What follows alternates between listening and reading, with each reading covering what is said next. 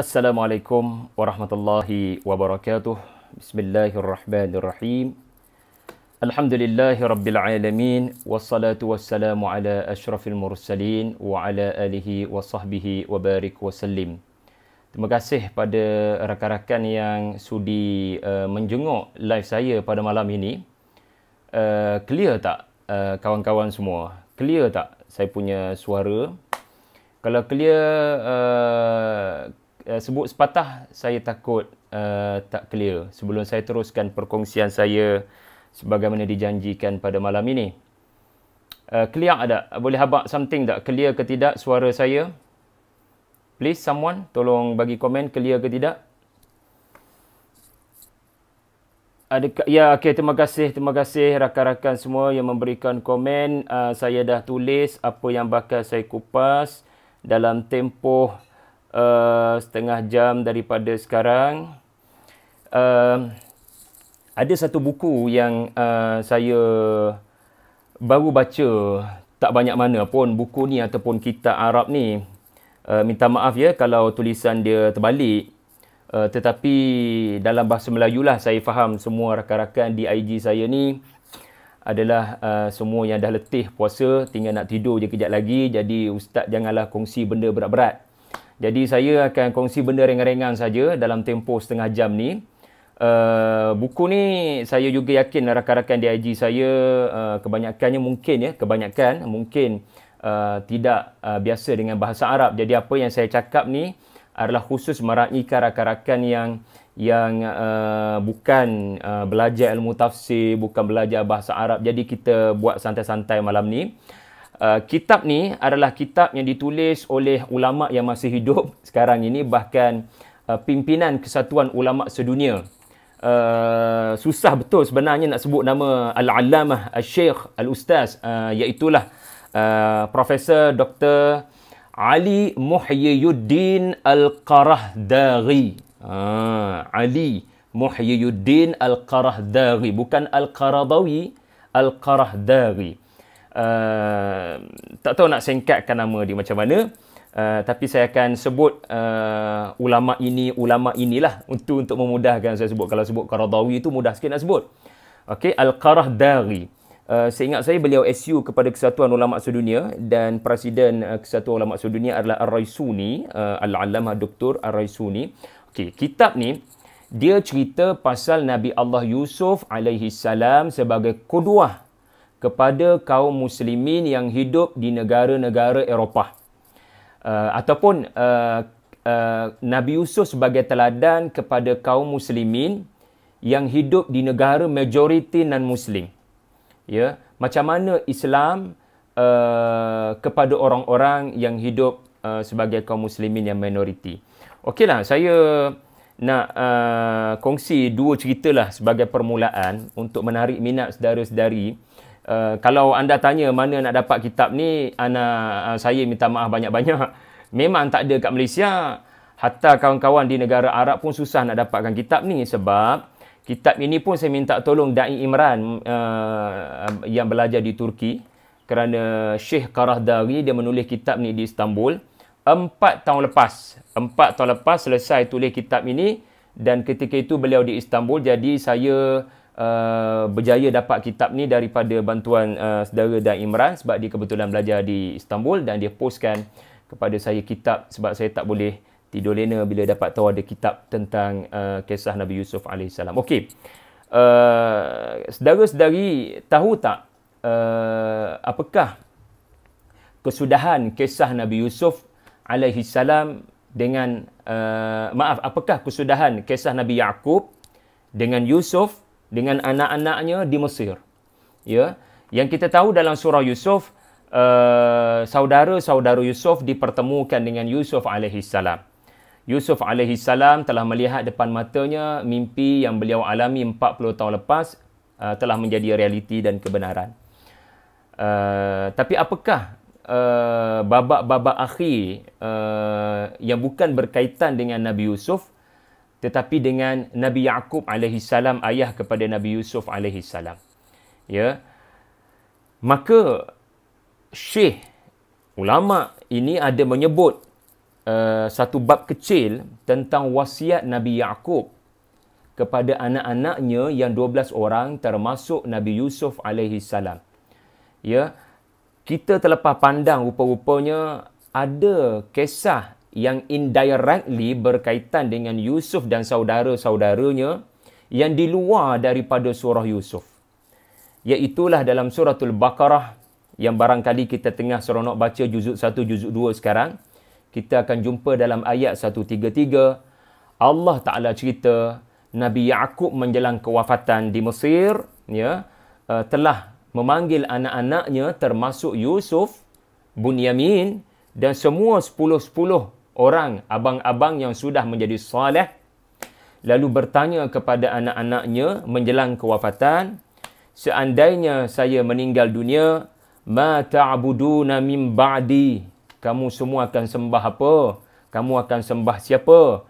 Qalu, seluruh anak-anak Yaqub, 12 orang ini, ya, termasuk Yusuf alaihi salam di pangkuan ayahandanya Yaqub, na'budu ilahaka wa ilaha abaika Ibrahim wa Ismail wa Ishaqa ilahun wahidan wa nahnu lahu muslimun. Kami menyembah Tuhanmu dan Tuhan ayah datuk moyang kami Ibrahim, Ismail, Ishaq. Jadi kata Al-Allamah Al-Qarahdaghi, ayat ini menunjukkan Yaqub menjelang kewafatan sangat risau dengan masa depan anak-anaknya. Katakan Nabi Yaqub alaihi salam, ya, menjelang kewafatan baginda di Mesir. Katakan di Mesir, sebab kita tak tahu di mana baginda wafat. Tapi katakan baginda wafat di Mesir, ya, selepas berhijrah satu keluarga. Maka ini adalah ayat yang menunjukkan ayahnya sangat risau dengan masa depan akidah anak-anak di negara maju seperti Mesir. Ya, ayah tak risau apa-apa melainkan akidah. Ini menunjukkan bila ayah tanya, kamu akan sembah siapa? Kami akan menyembah Tuhanmu dan Tuhan datuk moyang kamu Ibrahim, Ishaq, Yaqub, Ismail, Ishaq. Ini menunjukkan kerisauan Nabi Yaqub. Keadaan Mesir boleh memberikan kesan kepada anak-anaknya. Kemajuan Mesir, ya, kemajuan bukan isu, tetapi majoriti masyarakat mujtama' yang tidak menyembah Allah, ya, dan tidak berakhlak dengan akhlak, ya, Islam, yang ni yang dirisaukan oleh Nabi Yaqub akan beri kesan pada anak-anaknya, ya, di Mesir. Jadi babak ni tak ada dalam surah Yusuf. Ya, dalam surah Yusuf berkesudahan dengan Yaqub alaihi salam diangkat naik ke Arash. Kita memerlukan suratul Baqarah yang memaparkan satu adegan yang membabitkan Yaqub alaihi salam dengan 12 orang anak-anaknya. Nak katanya Yusuf alaihi salam walaupun telah diberikan kuasa oleh Allah Subhanahu wa taala, tetapi, ya, itulah sunnah perjuangan, tidak mudah untuk memberikan hidayah kepada manusia. Inilah dalil yang menunjukkan kesan selepas Yusuf alaihi salam menjadi Al-Aziz, ya, menjadi orang penting di negara Mesir, membawa kebaikan dengan saudara-saudaranya. Ya, saya kupas malam dalam buku yang pertama di mana ada kebarangkalian Yusuf dan saudara-saudaranya berusaha membawa islah, membawa polisi kebaikan dan keadilan ke dalam kerajaan Hiksos. Tetapi apabila ayah nak mati, ayah tanya, kamu sembah apa ni? Ini menunjukkan, ya, masyarakat Mesir pada waktu itu tidaklah, ya, berubah, ya, dengan begitu besar mengikut expectation, ya, yang diharapkan oleh Nabi Yaqub dan Nabi Yusuf.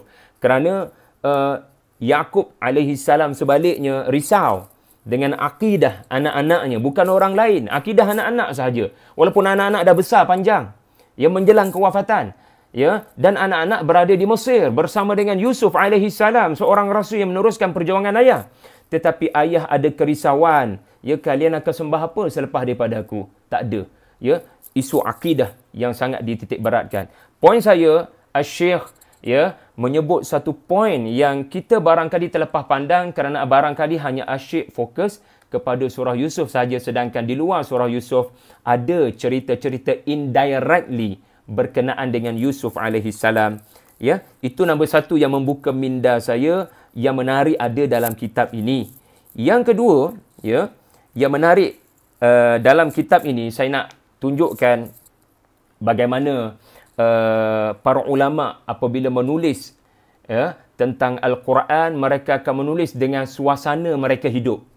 Mereka akan menulis dengan suasana mereka hidup. Mereka bukan menulis dengan perasaan nostalgia, dengan perasaan, dalam bahasa mudahnya, mereka tidak hanya menukilkan semula apa yang ulama-ulama silam telah tulis tentang tafsir surah Yusuf. Al-Qaradawi, ya, seperti yang diungkapkan oleh kata pengantar oleh Dr. Ahmad Ar-Raisuni, beliau mengatakan bahawasanya ulama ini bila menulis tentang Yusuf dalam kitabnya, dia bukan sekadar menulis tafsir surah Yusuf, beliau menulis dengan pengalamannya, dengan pengalamannya berinteraksi dengan kaum muslimin di negara Eropah. Dan beliau telah mendatangkan satu bentuk penghuraian surah Yusuf yang benar-benar hidup, relevan dengan zaman moden. Walaupun cerita ini sudah berlalu 14 kurun lamanya. At-ta'amul al-hayyul mutajaddid ma'al Qur'anil Karimi wa kunuzihi. Ini pujian daripada Dr. Ahmad Raisuni, ketua kepada Kesatuan Ulama Sedunia, kepada kitab ini, dengan kata beliau, dia menulis bukan hanya dengan menukil tafsir-tafsir, sebab ini mudah sebenarnya kalau sekadar nakal, tetapi beliau menulis dengan syarat pengalaman, diaju pelbagai soalan oleh orang-orang Islam yang duduk di negara-negara majoriti non-Muslim, khususnya di negara Eropah. Dia ada pengalaman yang banyak dengan negara-negara ini. Lalu beliau mendapati antara jawapan kepada soalan-soalan yang banyak diajukan tentang fiqh aqalliyat, fiqh minoriti. Macam mana orang Islam bila sedikit nak duduk di Jerman? Macam mana orang Islam bila sedikit nak duduk di Spanyol, di Itali? Jadi beliau menulis kitab ini kerana soalan-soalan tersebut. Nak katanya surah Yusuf antara jawapan kepada soalan-soalan berkenaan. Subhanallah. Cerita kedua yang saya nak janjikan, yang telah saya janjikan tadi, menarik, iaitulah ketika Asy-Syaikh mensyarahkan tentang kisah dengki hasad saudara-saudara Yusuf alaihi salam. Tuan-tuan akan dapati ketika beliau mensyarahkan tentang ayat mengenai uqtulu Yusuf awitarahuhu ardan, bunuhlah Yusuf atau humbannya di tepi jalan, dengki dan hasadnya saudara-saudara Yusuf. Ini contoh yang macam mana ulama ini menghurai dalam bahasa semasa. Memang kena atas batang hidung kita apabila ulama-ulama menulis dengan penuh amanah kepada ilmu. Pada masa yang sama, mereka berusaha membuktikan Al-Quran sebagai peringatan dan teguran. Ketika menghuraikan hasad dengki saudara-saudara Yusuf, kalau saya baca tafsir pun memang itu yang banyak saya temui, tuan-tuan. Hasad dengki saudara-saudara Yusuf. Tapi tadabbur dia apa? Apa tadabbur dia? So, ulama ini berkongsi tadabbur beliau, antaranya pengajaran. Pengajaran daripada hasad dengki saudara-saudara Yusuf adalah pertelingkahan yang berlaku sesama jamaat Islamiyah. Subhanallah. Di mana sampai ke satu tahap at-tanafus asy-syadid bainal jama'atil Islamiyah, di mana kumpulan-kumpulan yang bernama kumpulan Islam, kumpulan jemaah-jemaah Islam ini boleh sampai ke satu tahap berlaku hasad, berlaku dengki, sampai mereka memusuhi jemaah-jemaah Islam yang mempunyai sumber dan dasar yang sama, cuma pendekatan berbeza. Mereka perangi jemaah itu, mereka perangi jemaah ini lebih daripada mereka sepatutnya memerangi taghut dan syaitan. Jadi ini pengajaran yang menarik, tadabbur yang menarik daripada Al-Qaradawi, mengambil teladan daripada hasad dengki pada adik sendiri. Padahal adik-beradik itu. Padahal adik-beradik je, kenapa sampai nak bunuh, sampai apa yang disebut oleh Syekh menggunakan nama Islam untuk memerangi sesama kaum muslimin. Sehingga musuh-musuh Islam bergembira dengan fitnah yang berlaku dari dalam selimut kaum muslimin sendiri. Inilah fitnah yang besar, kata beliau. Ya, sehingga sesama kaum muslimin berpecah-pecah akibat dari pertelingkahan tidak matang sesama jemaah-jemaah Islam.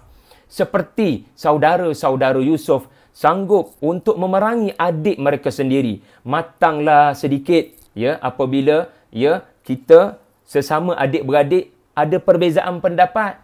Jangan sampai ya ada penyakit saudara-saudara Yusuf. Subhanallah.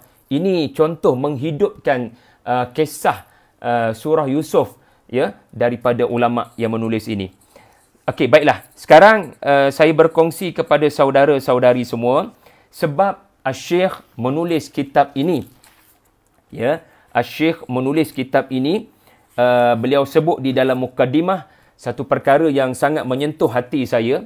Beliau berkata, sudah lebih 10 tahun saya mengkaji surah Yusuf ya untuk mengeluarkan ya hukum hakam, pengajaran, peringatan sehingga saya dapat menghasilkan satu kitab selepas pengamatan 10 tahun, Nahnu wal Akhar, iaitu kita orang Islam dengan mereka kaum bukan muslimin. Macam mana berinteraksi. Ya, dan kitab itu bukan kitab ni telah mendapat sambutan yang positif daripada fuqaha, mufassirun, khutaba, mufakirin, ya daripada para ulama. Lalu walaupun saya telah menghasilkan kitab berkenaan, apabila saya kembali kepada surah Yusuf kerana datang persoalan-persoalan baru, saya menemui sesuatu yang tidak saya temui sebelum ini. Tengok tuan-tuan pengakuan para ulama di hadapan kitab Allah. Mereka bila ulang balik, mereka jumpa benda baru. Mereka ulang balik surah Yusuf, mereka jumpa balik benda mereka tak jumpa.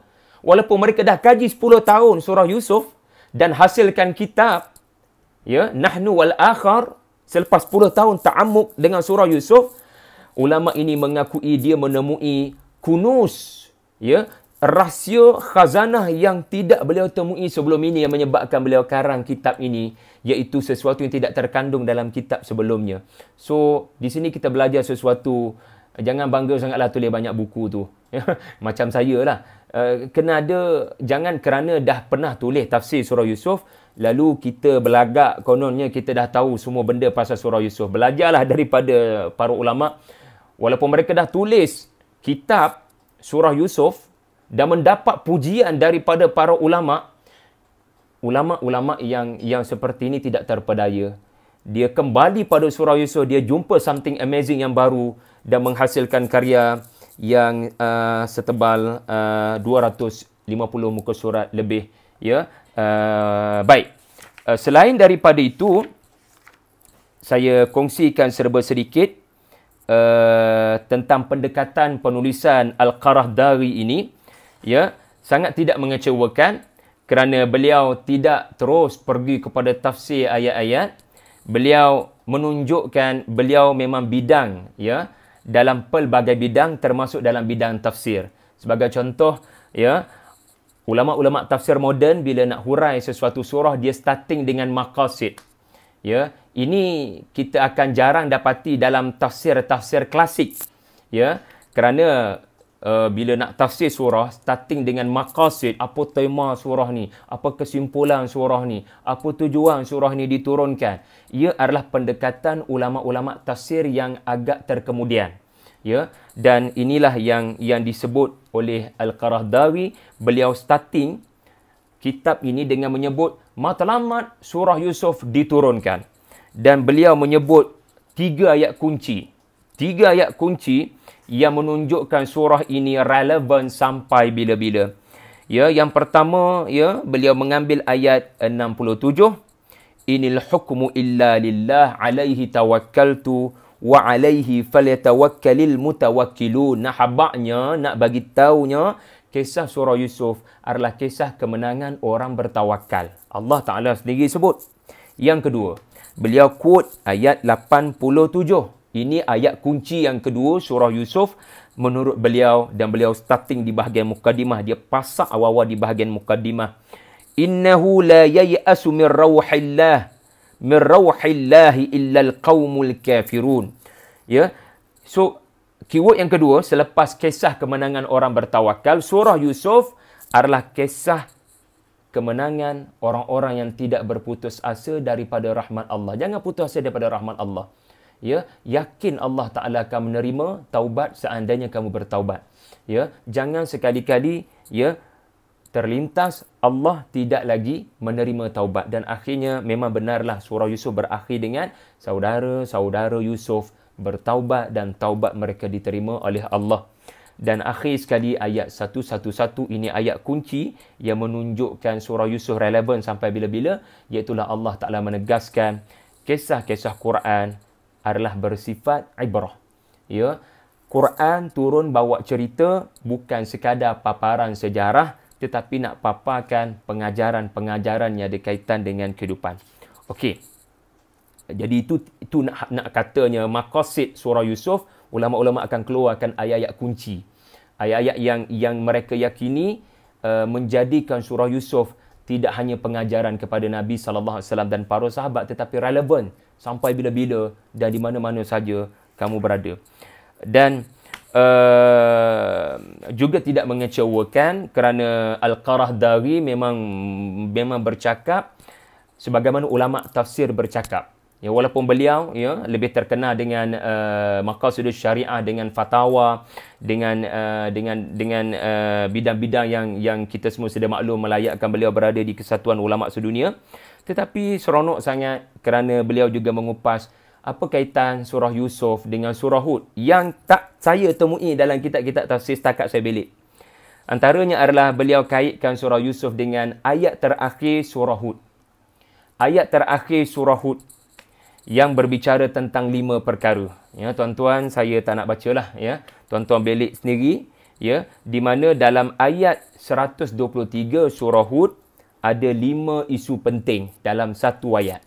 Dan dalam surah Yusuf ada 5 isu ini, subhanallah. Ya, yang pertama walillahi ghaibus samawati wal ard. Itu nombor 1. Pada Allah lah segala pengetahuan tentang perkara gaib. Kemudian wa ilaihi yurja'ul amru kulluh. Ini yang kedua. Yang ketiga fa'budhu, beribadatlah kepadanya. Yang keempat wa tawakkal alaih. Itu nombor 4. Yang kelima wa ma rabbuka bighafilin amma ta'malun. Allah Taala tak lalai pada apa yang kamu buat. Buktinya apa? Allah menunjukkan pembalasan kepada apa yang saudara-saudara Yusuf telah lakukan, dan ia adalah pembalasan yang baik. Jadi nak katanya para ulama ya, ulama yang betul-betul bila bercakap tentang Quran dia punya kaedah-kaedah tafsir dia.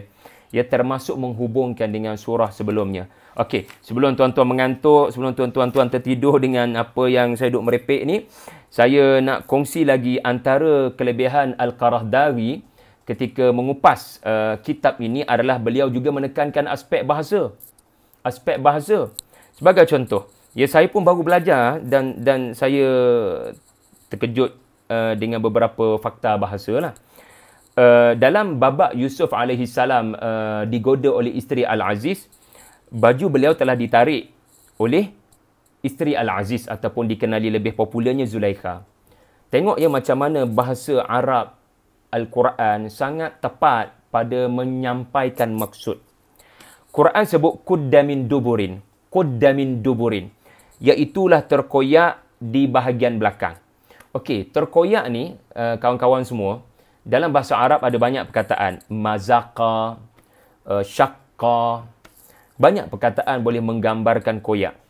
Tetapi kenapa surah Yusuf ya menyebut quddah, menyebut quddah yang bermaksud koyak juga. Dalam terjemahan pun sebut koyak. Tapi kenapa perkataan quddah? Kerana quddah bukan mazaqa. Quddah bukan syaqqa. Quddah adalah koyak yang straight, atas ke bawah. Koyak dia straight dari atas ke bawah. So koyak jenis tu dia panggil quddah. Dan koyak yang straight inilah di bahagian belakang akan menunjukkan Yusuf benar. Quran sangat teliti memilih perkataan. Memang koyak ada banyak perkataan, Quran pilih yang exactly menerangkan maksud koyak dari atas ke bawah. Subhanallah. Itu satu contoh, tuan-tuan, yang dibangkitkan oleh ulama ini di dalam usahanya menulis karya ini. Kemudian antara yang lain-lain untuk makluman 50% buku ini berkenaan 50 hingga 60% buku ini bersangkut paut dengan surah Yusuf, manakala 40% daripada buku ini tidak berbicara lagi tentang surah Yusuf, tetapi ulama ini berbicara tentang hukum hakam ataupun fiqh aqaliyat kepada mereka yang hidup di negara majoriti non-Muslim. Seolah-olah 40% daripada kitab ini adalah tadabbur kepada surah Yusuf. Iaitulah macam mana bila kamu duduk kat tempat Yusuf dan bagaimana nak berdepan dengan pelbagai cabaran-cabaran yang ada di negara majoriti non-Muslim. Antara yang menarik minat saya di bahagian kedua buku ini adalah istilah yang disebut sebagai at-tautin. At-tautin, saya tak tahu apa benda dalam bahasa Melayu, tetapi barangkali nak menunjukkan cintakan negara. Cintakan negara. Walaupun negara tu majoriti manusia tidak beriman, tetapi inilah Yusuf alaihi salam. Ada 3 kes yang menunjukkan Yusuf alaihi salam ada semangat cintakan negara. Apa maksud cintakan negara? Bukan nasionalisme membuta tuli, tetapi cintakan kebaikan berlaku kepada seluruh penduduk-penduduknya. Dia cintakan negara ini agar menjadi negara yang baik. Lalu ada 3 kes yang membuktikan Yusuf mencintai negara Mesir, walaupun negara Mesir tidak berpegang dengan ajaran Nabi Ibrahim AS. Walaupun mereka bukan Muslim. Yang pertama, selepas digoda oleh wanita-wanita Mesir, baginda berdoa agar dipenjarakan. Sedangkan baginda boleh memilih untuk berdoa agar dikeluarkan daripada Mesir. Seperti Musa alaihi salam yang dikeluarkan Allah daripada Mesir. Tetapi Yusuf alaihi salam memohon agar Allah kekalkannya di Mesir, cumanya dalam penjara. Ini nombor 1 yang Syekh sebutkan, menarik. Yang kedua, tidak lain tidak bukan ketika menawarkan dirinya kepada raja untuk membantu perbendaharaan negara Mesir menghadapi musim 7 tahun kemarau dan musim 7 tahun subur. Dia tawar diri, tuan-tuan. Jawatan yang sangat berisiko. Jawatan yang sangat beban dan berat. Dia tawar dirinya untuk bantu rakyat Mesir.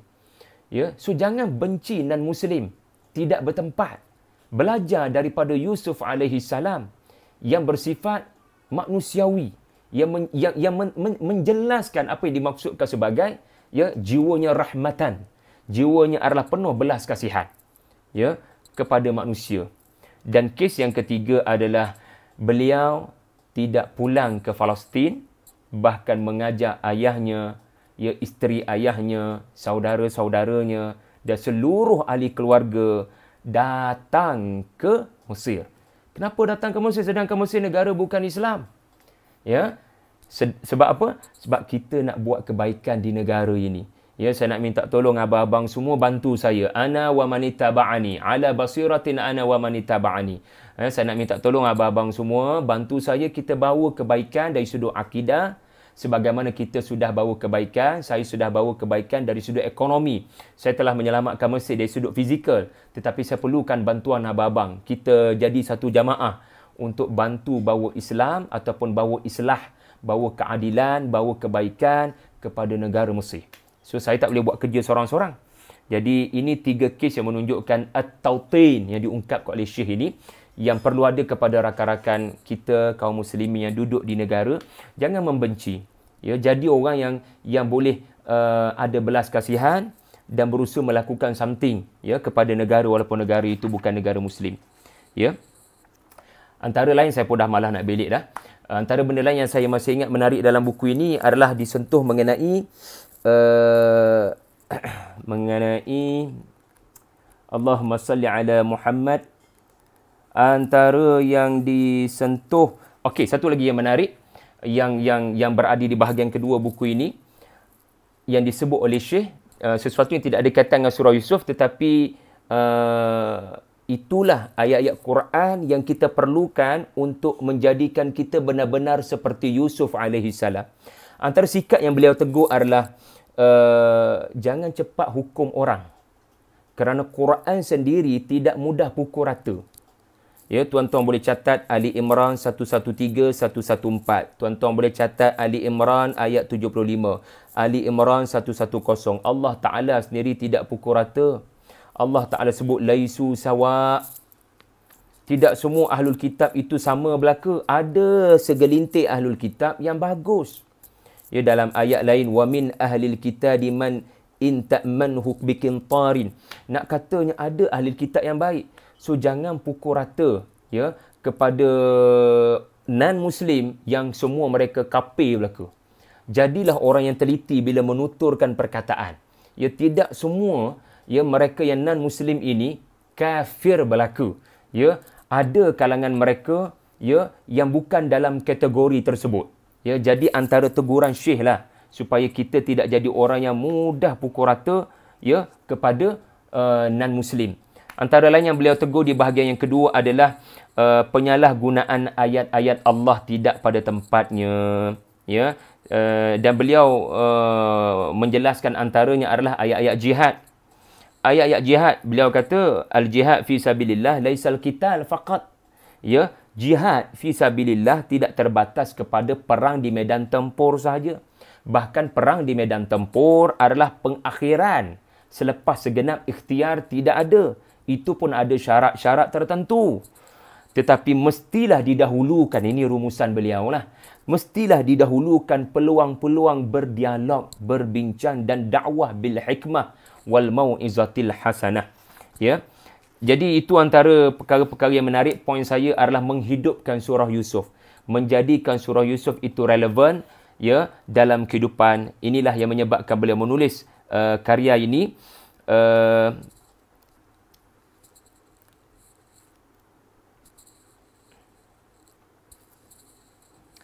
Itu saja saya rasa. Yang lain-lain tu tuan-tuan bolehlah ya berdoa agar dapat karya ini, dan yang kedua dapat karya ini dalam bahasa Melayu. Ada orang sudi terjemahkan supaya dapat banyak manfaat ya. Jadi itu saja. Kalau ada apa-apa pandangan, feedback, saya cuba nak jenguk sekarang. Okey. Antara lain yang juga ditegur oleh Syekh adalah fikrah takfir ya, yang telah saya sebutkan tadi lah. Ya, fikrah yang mudah kafirkan orang. Sedangkan itu adalah perkara yang sangat memerlukan kita berhati-hati. Satu perkara yang sangat menarik adalah Syekh memulakan kitab ini dengan 3 ayat Quran. Ya, dan salah satu daripada ayat Quran berkenaan adalah asallah an yaj'ala bainakum wa bainal ladina 'adaitum minhum mawaddah wallahu qadirun wallahu ghafurur rahim. Ayat 7 surah Al-Mumtahanah. Lebih kurang maksudnya, mudah-mudahan orang yang kamu musuhi sekarang, satu hari nanti Allah Ta'ala jadikan kamu dengan mereka ada mawaddah, ada belas kasihan, ada kasih sayang. Allah Maha berkuasa untuk menukar hati manusia daripada tidak beriman kepada beriman, dan Allah Maha menerima taubat orang-orang yang baru beriman selepas sebelumnya tidak beriman. Ya, sangat bagi saya wow, sebab ayat Quran sangat melengkapi antara satu sama lain. Ya, kita tidak perasan rupa-rupanya surah Yusuf ya antara yang menghuraikan ayat ini, iaitulah jangan bermusuh melampau-lampau. Sebab kita tidak tahu satu hari nanti musuh itu akan bertukar menjadi kawan baik kerana mereka beriman. Ya, sekarang mereka memerangi. Tetapi satu hari nanti siapa tahu mereka akan beriman dan Allah akan ikat hati kamu dengan hati mereka. Bukankah ini surah Yusuf di mana Yusuf dididik oleh ayahnya, jangan memusuhi saudara-saudaramu, musuh sebenar adalah syaitan. dan terbukti Yusuf tidak pernah menyimpan dendam kepada saudara-saudaranya. Tuan-tuan boleh bacalah. Ya, Syekh mengupas dengan sangat mendalam ucapan terakhir Yusuf di penghujung kisah surah Yusuf, yang sangat menunjukkan dia tidak berdendam dengan saudara-saudaranya. Yusuf alaihi salam meyakini percaturan Allah semuanya adalah kebaikan.